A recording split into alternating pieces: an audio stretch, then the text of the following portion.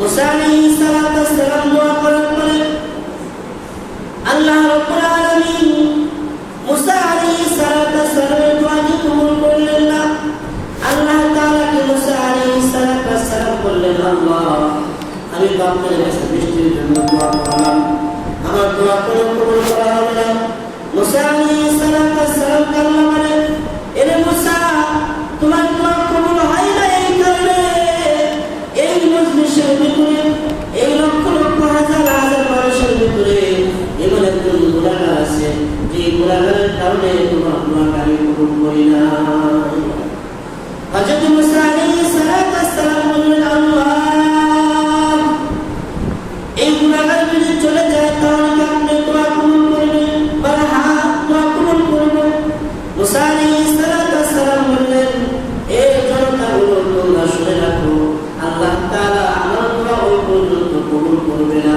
এই মজলিসে এমন একজন গুনাহগার আছো যে গুনাহগার যদি এই মজলিস থেকে চলে না যাও তাহলে আল্লাহ তাআলা দোয়া কবুল করবে না, আল্লাহ বৃষ্টি বর্ষণ করবে না। এই কথা বলার পরে হযরত মুসা আলাইহিস সালাম এলান করে দিলেন, কিন্তু হাজার হাজার মানুষের সর্বনাশ। এখন যে লোকটা গুনাহগার ওই লোকটা চিন্তা করতে লাগলেন, যদি আমি হাজার হাজার জনতার সামনে আমি এখান থেকে উঠে চলে যাই তাহলে মানুষ তো আমাকে চিনে ফেলবে, মানুষ তো আমাকে ধিক্কার দেবে, মানুষ তো আমাকে মস্করা করবে, মানুষ বলবে এই লোকটা গুনাহগার, এই লোকটার কারণে বৃষ্টি হয় নাই। লোকটা চিন্তায় পড়ে গেল, বৃষ্টি হয় না। মুসা আলাইহিস সালাম বলে, কে আসো গুনাহগার, উঠে চলে যাও, যদি না যাও তাহলে কিন্তু তোমার বিরুদ্ধে আল্লাহ তাআলা আয়াত নাযিল করবেন।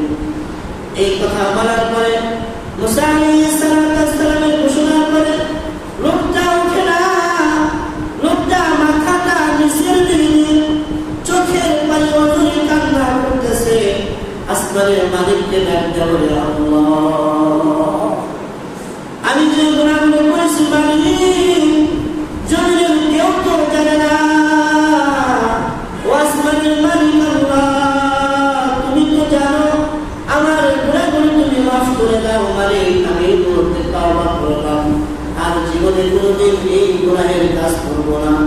আল্লাহ তুমি আমার গুনাহগুলোকে মাফ করে দাও। এই কথা বলে যখন লোকটা চোখের পানি ফেলে দিয়েছে, ফারানের সঙ্গে সঙ্গে আল্লাহ তাআলা আসমান থেকে বৃষ্টি বর্ষণ করেছেন। মুসা আলাইহিস সালাম আল্লাহকে ডাক দিয়ে বলেন, আল্লাহ আপনি তো বললেন আপনার একজন বান্দা গুনাহগার সে যদি উঠে যায় তাহলে বৃষ্টি দেবেন, কিন্তু এই মজলিস থেকে একজন ব্যক্তি উঠল না, তারপরে তো আপনি বৃষ্টি দিলেন, তাহলে আল্লাহ কারণটা বুঝলাম না। আল্লাহ তাআলা ডাক দিয়ে বলেন, মুসা যে লোকটা আমার কাছে তওবা করেছে, ওয়াস্তাগফিরু রাব্বাকুম ইন্নাহু কানা গাফফারা, ওই লোকটার তওবা আমি কবুল করে নিয়েছি।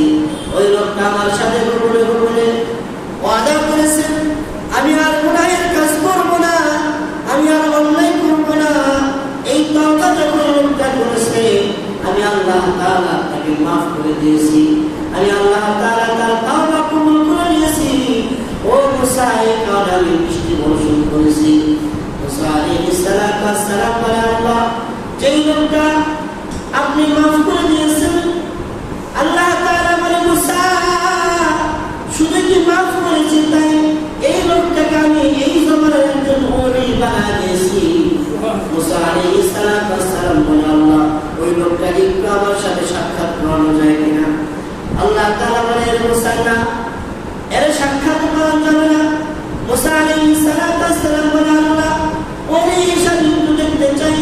আল্লাহ তাআলা বলে, মুসা তুমি ওলি হিসাবে দেখো, কিন্তু তোমার মনের ভিতরে আসবে এই লোকটা আগে গুনাহগার ছিল, এখন সে আল্লাহর ওলি হয়েছে, এই জন্য তোমাকে দেখানো হবে না। এই কথা বলার পরে মুসা আলাইহিস সালাম আর ওই লোকটাকে দেখতে পারলেন না।